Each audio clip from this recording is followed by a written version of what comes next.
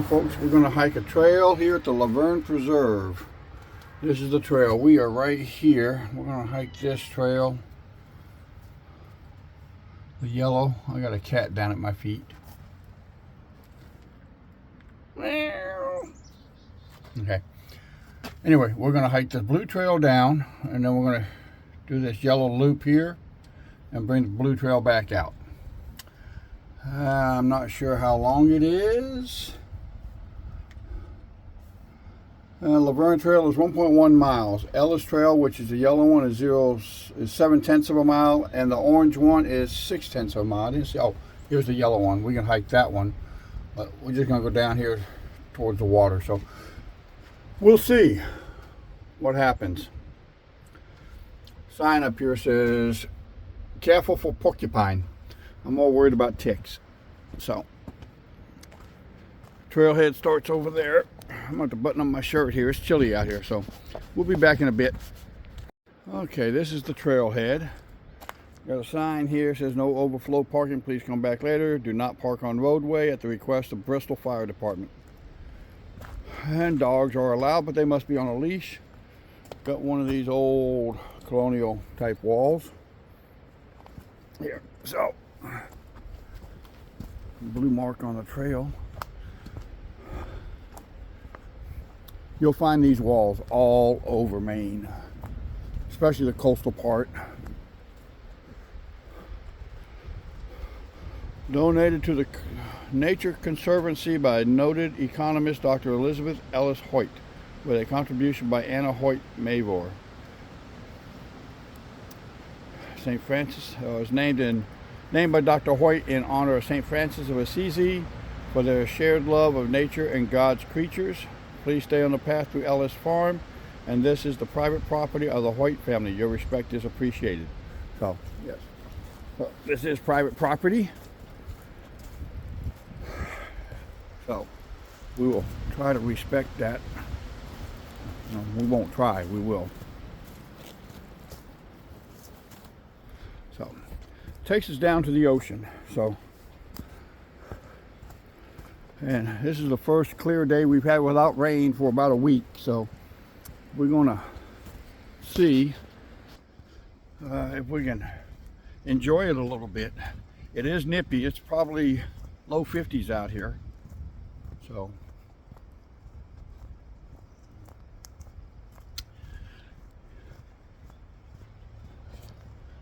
already coming up on a mud hole. I sprayed myself down with some tick spray, so hopefully we can avoid the ticks. Yeah, boardwalk here, kind of marshy on both sides.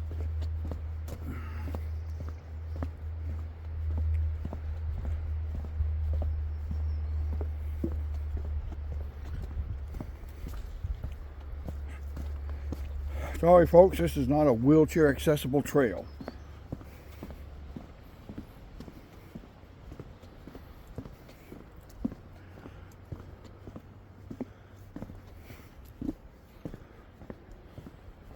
Whoop, whoop, whoop. Oh Lord. All these boulders came from the fields you see here when they cleared these fields for farming.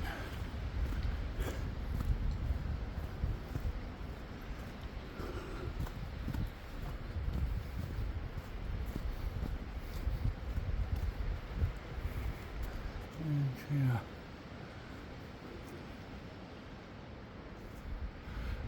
Wind's whipping too. I bet it's going to be cold out there by that water.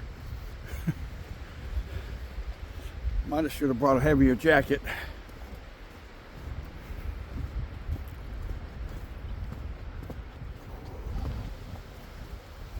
Brought my drone with me. Gonna get out here by the water and try to fly it, but I'm not sure if I can with all this wind.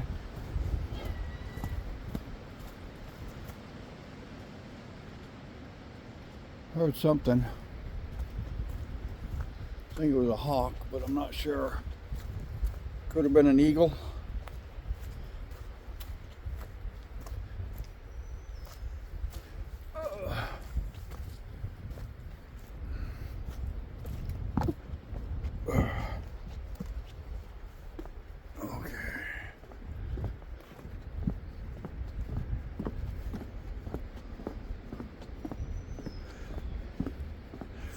They come out here and done some work, put these walkways up.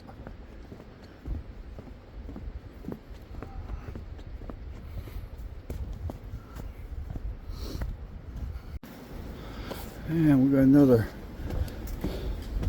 walkway.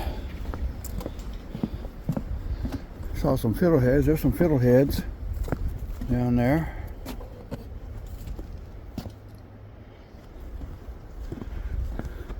Some people eat those things. And look at all the roots across the trail. You got to watch where you're walking, folks, because you can mess up an ankle, a foot, a leg easily on this trail. Just as long as you watch where you're walking, you'll be all right. There are prices to pay for being stupid. Oh, there's a stream down here.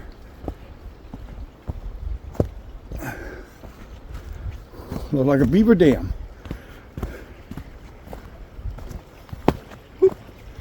Wonder if there's any fish. There's the beaver dam. I'm not sure where the house is at.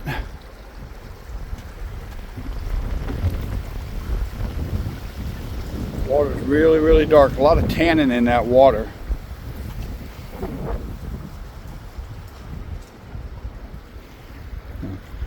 Oh.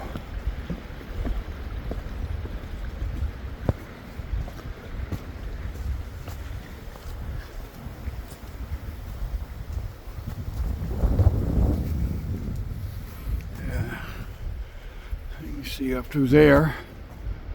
The stream goes up through there. Be nice for a kayak, I guess. I wouldn't want to haul a kayak all the way back here.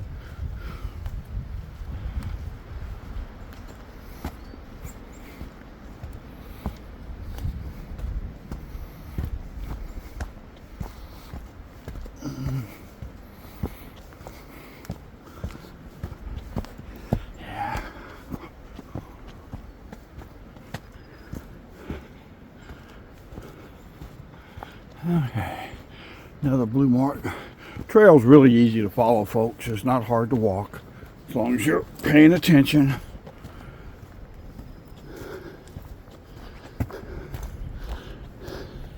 While I had my camera off, I did run into one couple back there. Had a little puppy with them. She did say it was really windy out here by the water. So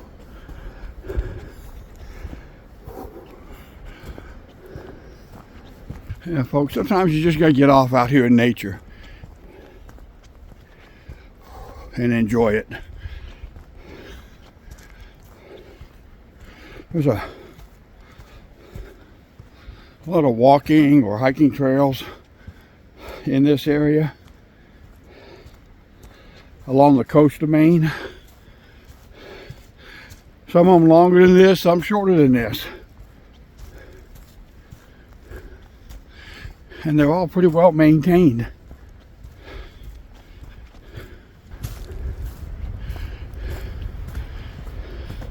Coming up on another one of those colonial walls.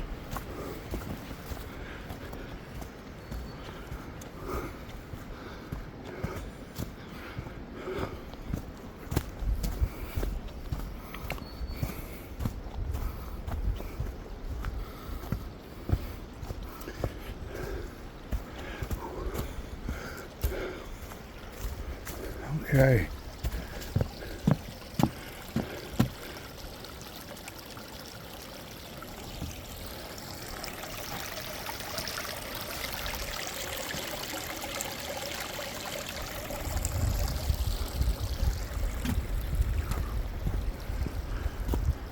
Sign. It's a bench if you need to take a break. That's for us old folks. And a sign right there says, "Welcome to Laverne Preserve."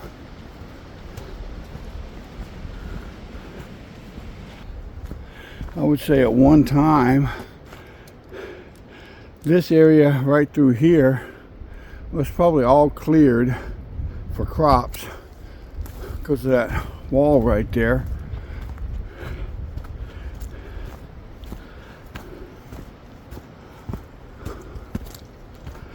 Probably cleared it, used the wood to build the houses. Look at those old trees there.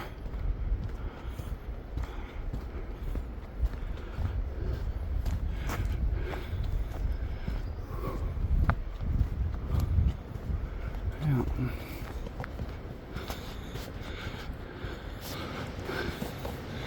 Yep. You see them trees blowing around up there.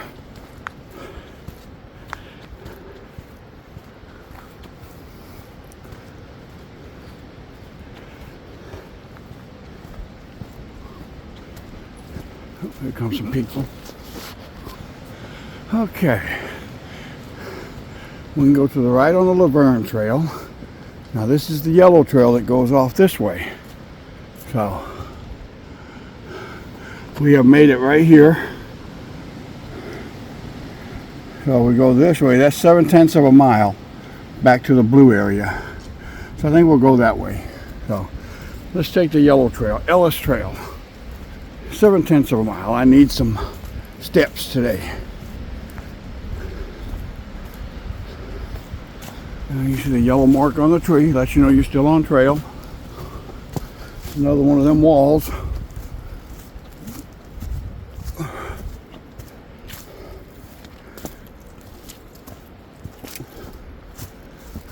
Okay.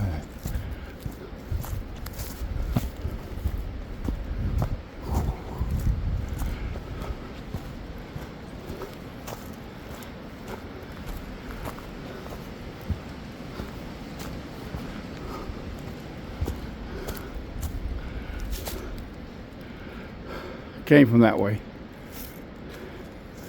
A lot of hardwoods back in here.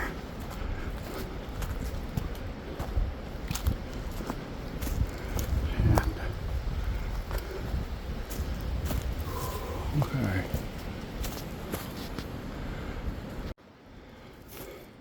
As you can see there where that tree fell across the trail, about waist high, and they came out and cut it.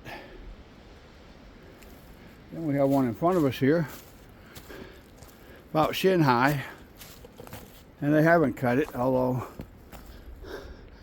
they may not have been out here to clear this trail since that one fell. I don't know. Looked like the whole root ball was rotted out. So, yeah, you can step over that one. If I can do it, you can do it. Getting a little winded, folks. Been going uphill now for about 5 minutes. Still going uphill. It's beautiful back in here though.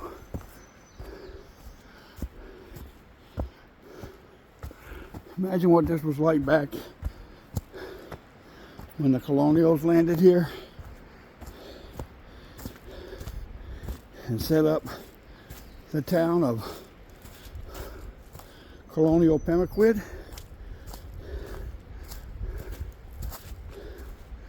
And I believe this would have been the stomping grounds of the Abenaki Indians.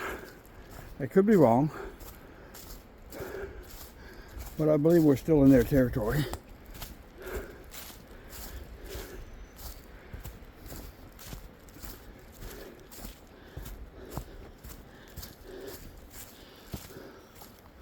And from my understanding, they weren't real friendly towards the Europeans. They did attack and burn Colonial Pemaquid a couple of times. Burnt it completely to the ground.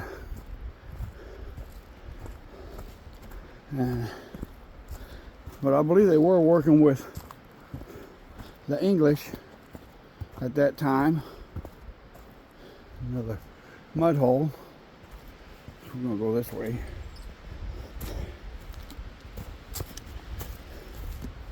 If my history lesson was correct, they were working with the English, or the king, because the king wanted this. He already took Nova Scotia, Prince Edward Island from the French, and now he wanted Maine, or at that time, it would have been part of Massachusetts. And,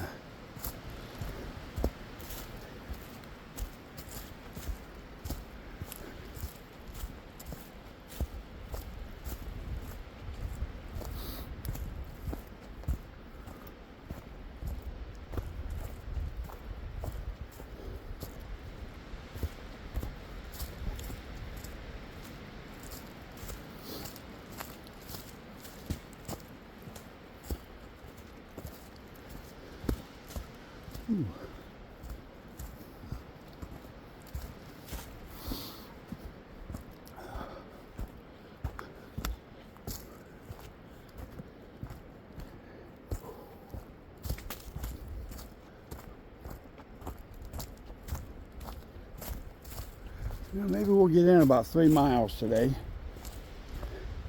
with the in and out, or the out and back, whatever you want to call it.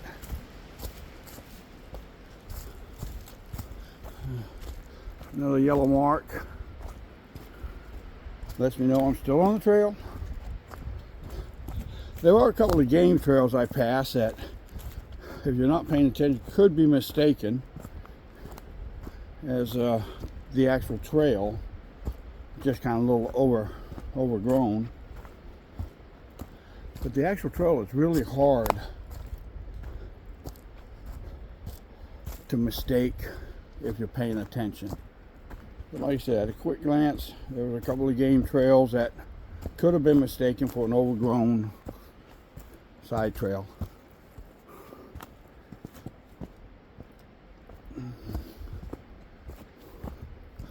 And we may be coming to the water's edge. I'm not sure if that's wind I hear or waves.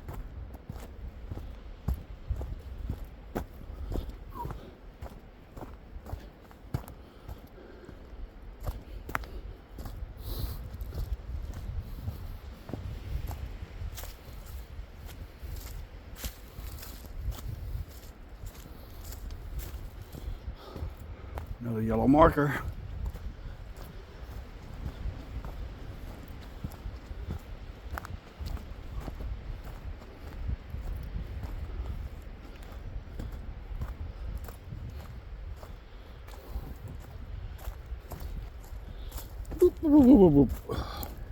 We're going downhill now, folks.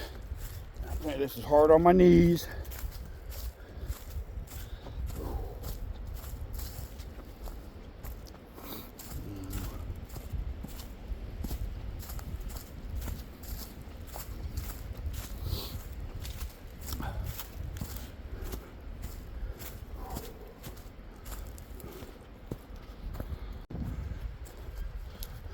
Across a big old piece of granite here.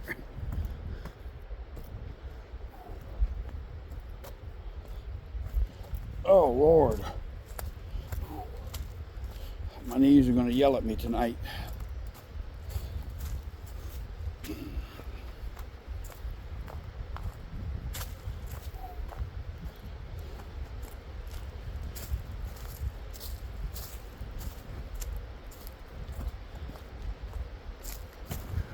There's the water, folks. Don't know if you can see it through the trees there, but that is the water. It should be down here on the edge in just a bit. Oh Lord. Oh God. There we go, folks.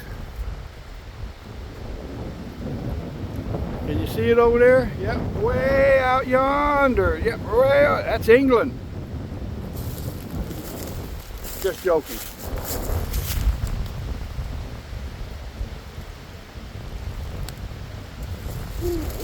Boy, that wind is whipping. There won't be no drones out here, folks.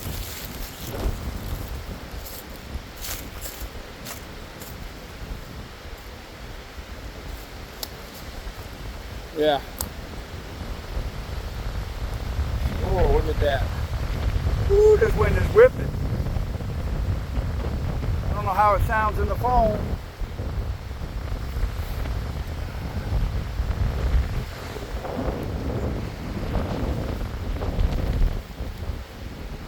Go back up here, back to the trail. from Maine.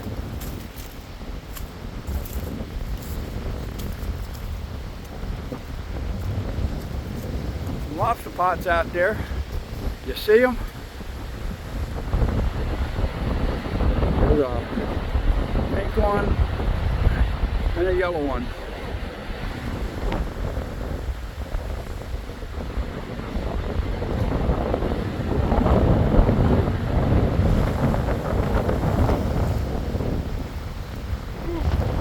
We're going to go this way.